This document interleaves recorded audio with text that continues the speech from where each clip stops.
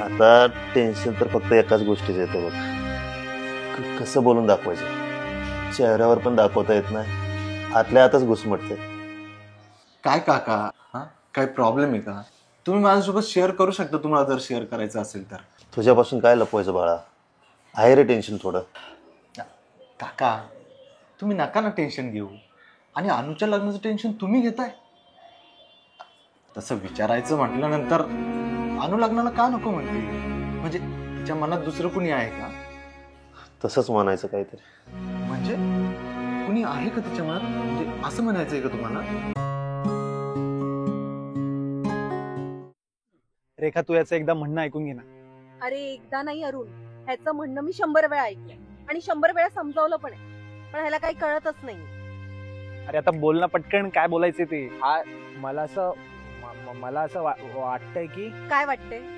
Actually ना तुला काय वाटतंय ना हे जाणून घेण्यात मला अजिबात इंटरेस्ट नाही. कारण तुझा विषय आहे ना गोल फिरून एकाच ठिकाणी येतो की रेखा मला तुझ्यावरती प्रेम आहे आणि मला तुझ्याशी लग्न करायचं. 1000 वेळा ह्याला समजवलं मी तुझ्याशी लग्न नाही करू शकत. तुझ्या डोक्यात का प्रकाश पडत नाही? अगं रेखा, एकदा तुझ्या हृदयाला विचारून तर बघ, म्हणजे तुझं माझ्यावर प्रेम आहे की नाही. तू खोटं बोलतेस, तू माझ्यावर प्रेम करतेस मला माहितीये. म्हणजे आपण इतक्यांदा रस्त्यावर भेटलो, तू मला ओरडली असतीस, तू माझ्यासोबत भांडली असतीस, तू मला मारलंही असतंस, पण नाही तू असं काहीच केलं नाही. कारण की तू मला समजून घेतेस आणि मला माहितीये तू माझ्यावर प्रेम करतेस, है ना? कारण हे आहे की तू माझा मित्र आहे आणि तू मित्रासारखं राहिला असतास ना तर हा ड्रामा केला नसतास, समजून घेतलं असतंस मला, आणि आमचं नातं तुटलं सुद्धा नसतं, आयुष्यभर चांगलं राहिलं असतं. बरं ऐका ना, सगळे आपल्याकडेच बघतायत.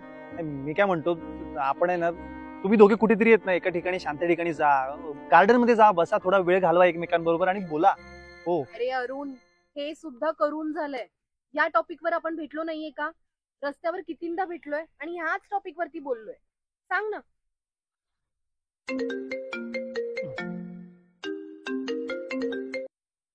हॅलो, हा बोल ना. हो अरे हो, आशुतोष इथेच आहे. अरे ती आत्ताच गेली. तू कुठे आहेस? अरे शेखर, अबे इकडे. हा इकडे, तू ये बरं इकडे ये. चल. काय रे, काय झालं याला? असं का तोंड लोटून बसलाय? कोणी मारलं काय याला? अरे भाई, जोर से पड़ी है इसको. इस उम्र में जैसे सबको पड़ती ना वैसे इसको पड़ी है. अरे काय झालंय? घ्या दोघांनी मिळून ना माझीच मजा घ्या. अरे दिल का मामला है भाई, इसके दिल का मामला है. अरे रेखाचं प्रकरण, बाकी काही नाही. आत्ताच येऊन गेली ती. याला तिच्याशी बोलायचं होतं आणि तिला याच्याशी बोलायचंच नव्हतं. अरे किती वेळा समजावून सांगतोय याला, पण ऐकतोय कुठं माझं मजनू. हे बघ आशा, तू आहे ना रिलॅक्स घे थोडं, ठीक आहे? आणि तुला कुणीही चिडवत नाहीये मी आणि काय रे, तिला तू नाहीच ना आवडत, मग कशाला तू तिच्या मागे लागतोस? पण मी समजू शकतो, आपण आहे ना प्रेम ठरून करूही शकत नाही आणि प्रेम आहे ना ठरून तोडताही येत नाही. पण जबरदस्तीने तर प्रेम होऊ शकत नाही ना. त्यामुळे ना भावा, तुला तिला विसरावंच लागेल. बरं मला एक गोष्ट सांग, तुला असं वाटतं का की अशी जबरदस्ती केल्याने रेखा तुला मिळेल म्हणून? अरे ती अजून दूर जाईल, आणि ही गोष्ट तूच मला सांगितलेली, ठेवलं का? अरे तेच तर समजावतोय मी याला, किती आहे ना याला वैतागली, याचं तोंड सुद्धा बघायचं नाहीये तिला. पण हा आपल्या लहान बाळासारखा मला तिला भेटायचंय, मला तिच्यासोबत बोलायचंय, ऐकतच नाही. अरे ह्याने ना तिला इरिटेट करून सोडलंय. अरे आशा, मी काय सांगतो तू ऐकतोयस ना? पोरींची का कमी पडली का? आज एक गेली उद्या दुसरी येईल. आणि हे बघ, तुझं काही वय नाहीये, तुझ्या लग्नाला अजून भरपूर वेळ आहे. तोपर्यंत तुझे भरपूर ब्रेकअप होणार आहेत. मग त्या सगळ्या मुलींसाठी तू तुझं आयुष्य बर्बाद करणार आहेस का? अरे एकच आयुष्य आहे यार, एन्जॉय कर, सोड मागच्या गोष्टी, विसर. चल अरे मला गर्लफ्रेंड नको यार, कसं कळत नाहीये तुम्हाला. मला फक्त रेखाच पाहिजे आणि मी नाही जगू शकत रे तिच्याशिवाय. असं काय वागतोस रे तू? आणि तुझं असं वागून जबरदस्ती करून काही होणार आहे का? तू आहे ना एक काम कर, उठ इथून, आपण आहे ना फिरायला जाऊ, म्हणजे तुलाही बरं वाटेल. मला नाही यायचं कुठं, मी इथेच बसणार आणि मला इथे बरं वाटतंय. अरे त्याच विषयावर जर आपण बोलत राहिलो ना तर तुला काही समजणार नाही आणि कळणार पण नाही. ठीक आहे, चल उठ, आपण जरा फिरून येऊ. चल बरं, चल चल. बस गाडीवर. आज कोण रेखा होती ना, उद्या रवी नाही येईल, एवढं काय त्यात.